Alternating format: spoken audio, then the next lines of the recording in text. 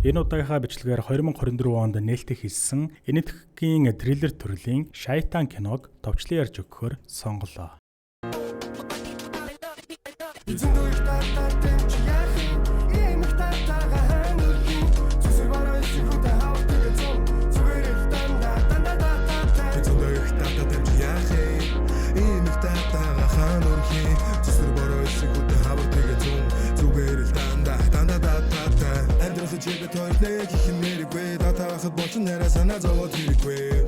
Датагаа үржүүлээд бэлгийн аваарай.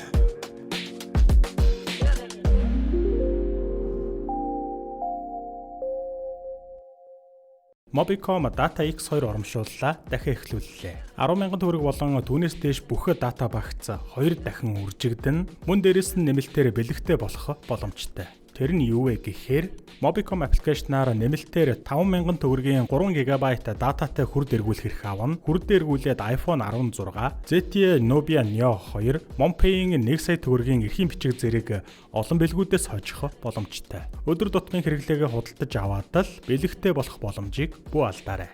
Хэн гэдг нь мэддэхгүй хүний дүрсээ ой дундуур алхаж үхэж ялзарсан харахыг уутанд хийж авна. Дүрсээ одоо үед шилжиж Кабирыг их хижээл насны эр хүү Дрүүтэйгээ хамт машинда охин Жанвиг сургуулаас нь авахар хүлээжсэн. Дрүү их чигээ найзтайгаа дэндүү дотн байгаа юм биш үү гэж хэлэхэд Кабир анзаарсан бололтой сигналцснаар охин нь тэднийг харав.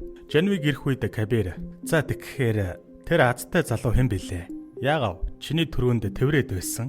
гэхэд Жанви "Ингэхгүй байж болох уу?" хэмээн ийхт сэдвийг өөрчиллөө. Кабир инээгээд хотоос зайдуу гарч гэр бүлэрээ хэдэн өдөр амрахаар болсон гэдгээ хэлээд удаан хугацаанд ажил ихтэй байснаа одоо л амрах завтай болсноо дурдна.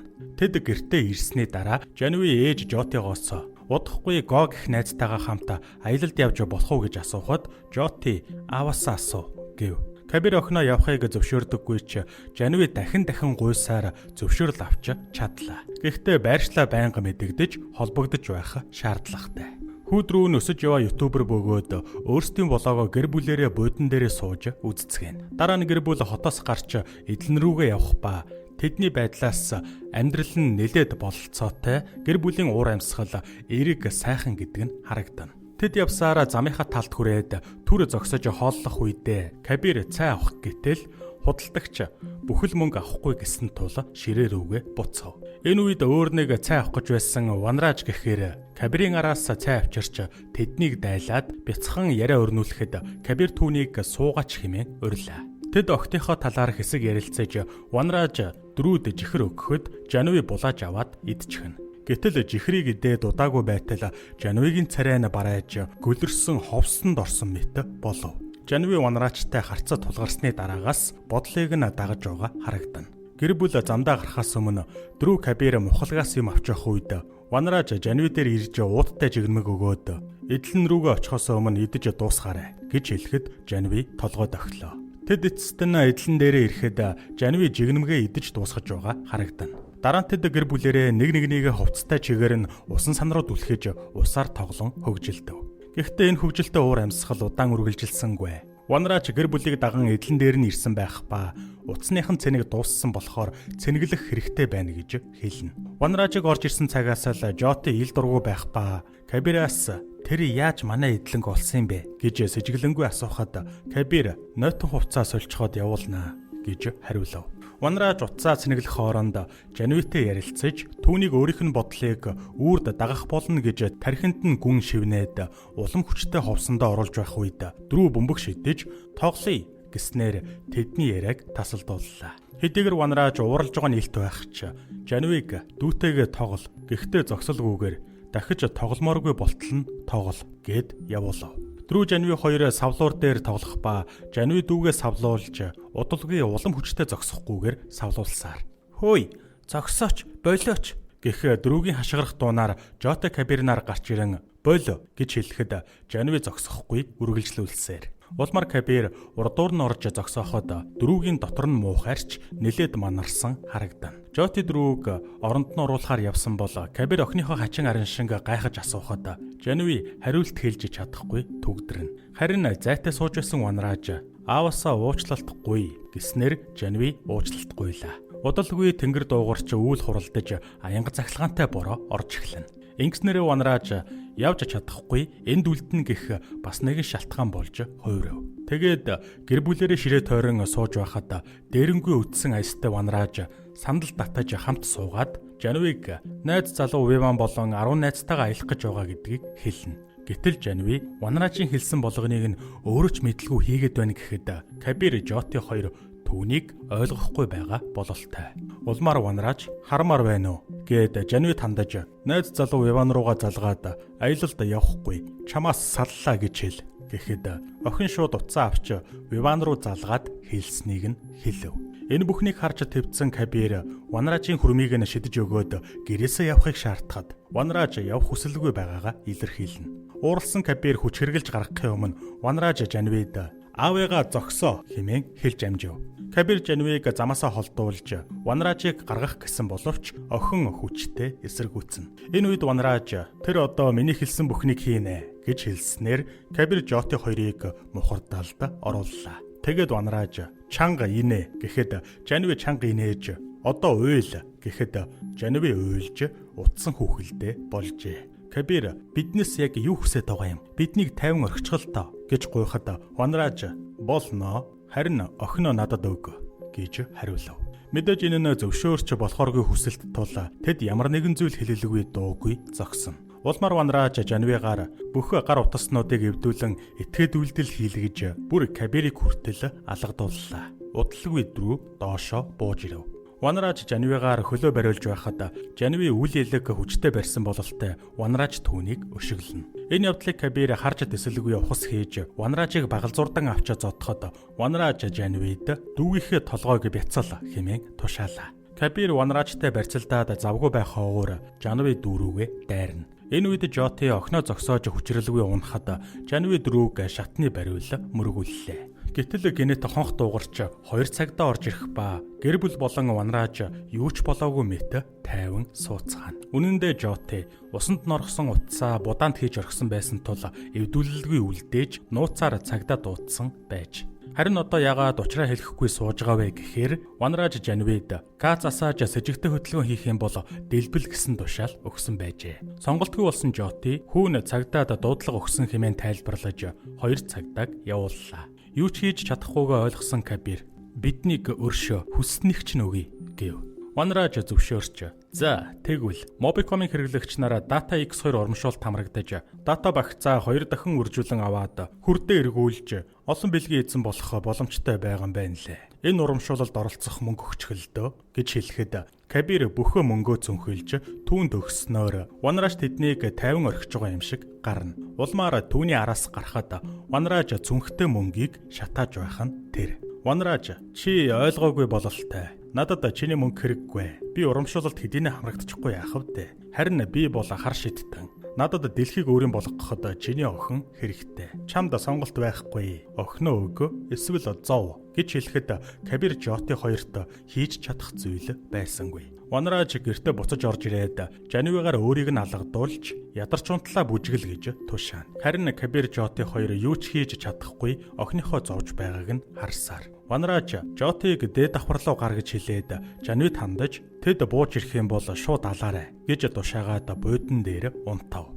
Энэ үед Кабир Ванраажийг алахаар шийдэн доошоо аяархан буухад Жанви харуул хийж зогсно. Кабир охиндоо чимээгүй гэх дохио өгч нэг шатаар удаахан доошлоход Жанви Ванраажийн ховсдолттой тэмцэхтэй зогсоогоороо шээснээр охиноо өрөвцсөн Кабир буцаад дээшээ гарав. Кабир охиноо шээсэн гэдгийг Жотид хэлэх ба Жоти бууж ирэхэд Ванрааж сэрсэн байлаа. Улмаар Жоти охиндоо өмд авчирч өмсүүлж байхдаа хутгийг нь булаан Ванрааж руу дайрч ноцолдоно. Энэ үед Жанви Ванраажийн заавраар түүнд тусалж ээжийг араас нь барих ба Жоти газрунсан хутгийг өшөглөж холдууллаа. Энэ хоронд Кабир 2 давхрын цонхороо доошо бууж хутга аваад ээж рүүгээ дайрах Жанвиг амжиж барьж авна. Жоти Ванрааж хоёр тэмцэлдэж Кабир охиноо болиулан эхнэртээ туслах гэж байхад Жанви аавынхаа хөлөнд хутга зоолоо. Гэсэн ч өвдөлтөө дэвчин охиноо өргөж шатны бариулаас хүлж амжив.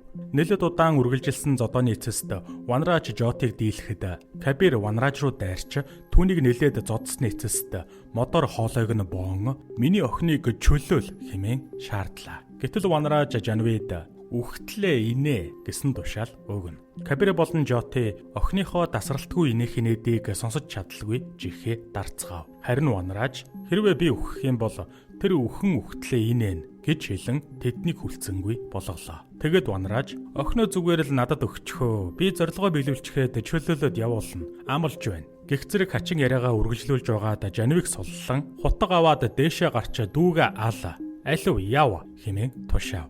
Охин дүүрүүгээ хутаг барин гүйхэд эцэгийнх нь охиныхоо араас гүйнэ. Жанви дүүгээ хутгалах гэж байхад Кабир түүнийг барьж аван агуулгын өрөөнд оруулах ба охиноо ухаан оруулахын тулд Жоти түүнийг алгадав.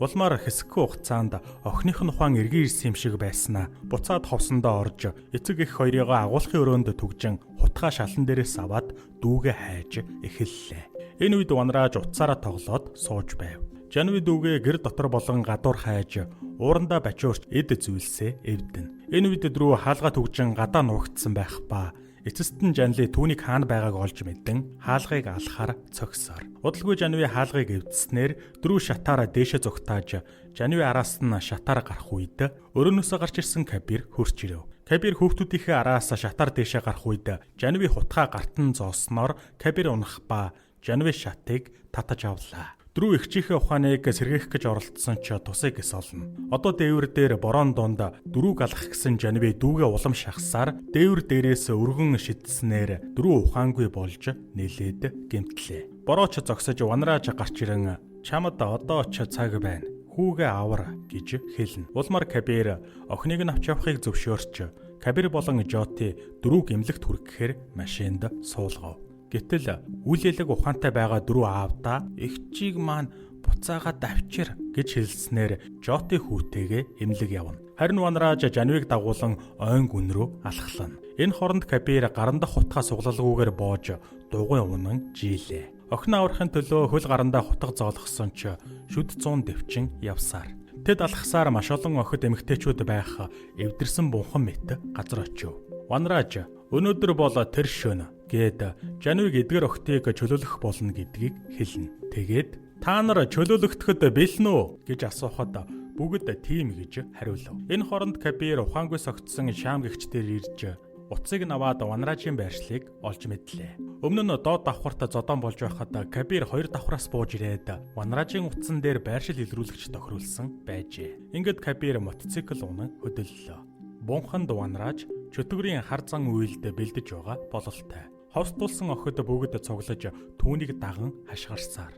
Тэрээр хар хүүхэлдээнүүдээс нэгийг авч намайг энэ хүүхэлдээг гал руу шитгэхээр бүгд яах вүлээ гэж асуухад охид гал руу алхах гэж нэгэн дуугаар хариулна. Үргэлжлүүлээд Ванрааж би энэ улаан хүүхэлдээг гал руу шитгэхэд та нар өөрсдийгөө чөлөөлөхийн тулд яах вүлээ гэж асуухад охид нэгэн зэрэг гал руу үсрэнэ гэж хариуллаа. Ингээд Ванрааж хар хүүхэлдээг нэгээр нь гал руу шидэж эхлэхэд охид гал руу алхамаар ойртсоор. Энэ хооронд Кабир байршил руу дөхөн ирэхэд хэд хэдэн хүмүүс түүн рүү дайрч тэрээр тэмцэлдэн. Ванрааж хар хүүхэлдээнүүдийг шидсээр Кабир тэмцэлцээр. Кабир эцэст нь нэг юм дийлэхэд Ванраажийн шидэж буй хар хүүхэлдээч багсаж охид ч галын ирмэгт ойртсон байлаа. Кабир бунханд ирээд нүдэндээ читгмэргүй нөхцөл байдлыг олж харна. Удалгүй Ванрааж Кабирыг олж хараад бахан хансан байдалтай даапалан инэв. Энэ үед нэг эмэгтэй Кабирыг модоор зохион унгах ба Ванрааж түүнийг өөр дээр нь авчрахыг тушааснаар түүнийг чирч явлаа. Охин нь бүрэн ховсонд автсан байгаа ч Кабир чирүүлж байхдаа охин руугаа тэмүүлсээр. Эцэст нь түүнийг Ванраажийн өмнө авчирхэд тэрээр Кабирыг оны шилдэг аав хэмээн даапална. Тэгээд тэд гал руу өсөрч зан үйл дуусахад би хүн рүү харах төдийдл надад бүгд захирагдана. Бүгд миний үгийг дагаж бүх дэлхий миний удирдлаганд орно гэж тайлбарлав. Ингээд Ванрааж тарин уншин хар хүүхэлдээнүүдийг үргэлжлүүлэн шидсээр. Энэ үед нэлээд манаралтай байгаа Кабир охин руугаа харсаар. Эцэст нь Ванрааж улаан хүүхэлдээг атгахад бүх охид гал руу ороход бэлэн болсон байв. Гэтэл Кабир шатаж буй модыг аван Ванраажийн хөл рүү зоосноор тэрээр өвдөлтөндөө хашгиран хүүхэлдээг алдахад Кабир хүүхэлдээг барьж ёолсондоо тонгоосон Ванраажийн хөлийг тасаллаа.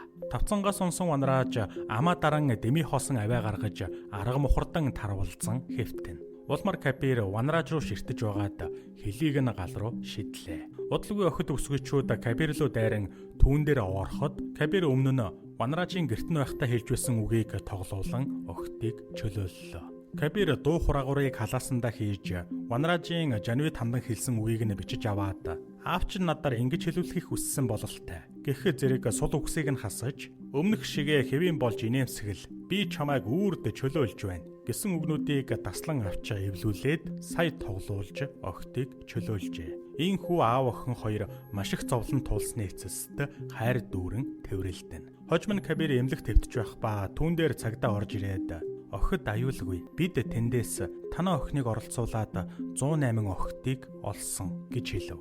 Үргэлжлүүлээд тэдгэр охидын алга болсон хавтас тэрэг хэлтэс даваарсан. Цагдаа нар охидыг олохоор чадах бүхнээр хичээсэн ч мухардалд орсон байсан юм. Цаг хугацаа өнгөрөх тусам ар гэр болон цагдаа нарын итгэлэн тасарч бүгд л охидыг амиа алдсан гэдэгт итгэсэн. Хэмээн тайлбарлаж байхад охидыг гэр бүлд нь хүргэж өгч байгаа Тэнгэрлэг оршихуйн дүрс цоврон үргэлжлэнэ. Кабир Ванраж яасан гэж асуухад цагдаа бид тэрнийг хайж байгаа. Тэр аллага хүний хулгай ховсдолтын хэрэгээр буруутгагдах болно. Бид удахгүй барина гэж хариулаад явлаа. Азар гэр бүлийнхэн амар тайван эсэн мэнд үлджээ. 1 жилийн дараа. Киноны эхэнд ойд ялзарсан харах авсан хүн нь Кабир байсан нь тодорхой болно. Тэрээр тас харанхуй хонгол руу шатар буух ба Ванраж өсноосондоо баригдчихсан хархануудын сэгэн дунд гинжлэгдэн сууж байхан тэр. Кабир түүнд ууттай ялзарсан харах болон охинд нь идүүлж байсан цайг шидэж өгнө. Хэлгүй Ванраж харахыг холдуулж Кабирийн гарт байгаа гадил руу гараа сунгахад Кабир гадлаа хажуудаа тавьж сандал дээр суун тамхи асаагаад чи бурхан байхаа тэгвэл би энгийн л хүн. Гэхдээ энгийн хүн аав болоход тэрээр хүүхдүүдийнхээ хувьд бурхан нь болдог юм. Аавынхын хувьд хүүхдүүд нь бүхэл бүтэн ертөнцийн байдаг бол чи тэр ертөнцийг ааваас нь булаахыг оролдсон гэж хэлнэ. Тэгээд чи хүч чадлын төлөө энэ бүхнийг хийсэн. Гэхдээ хүч чадлын жинхэнэ утга учирыг ойлгохыг хүсч байвал хүүхдийнхээ төлөө тулдаж байгаа ээжийг харах хэрэгтэй. Энэ ертөнцид ээжээс илүү хүчтэй бурхан гэж байхгүй гэж хэллээ. Дараа нь тэрээр Ванражид ойртож ирээд би чамайг тамд ялзарна гэж хэлсэн байхаа. Одоо энэ газар бол чиний там. Харин би бол чиний жөтгөр. Маргааш уулзцгаая гэж хэлээд явах ба Ванраж Кабир хэмээн түүний араас авиа гарган дуудаж удалгүй хаалга хаагдсанаар тас харанхуй Ванражийг нүмрэн авч кино төгсдөг.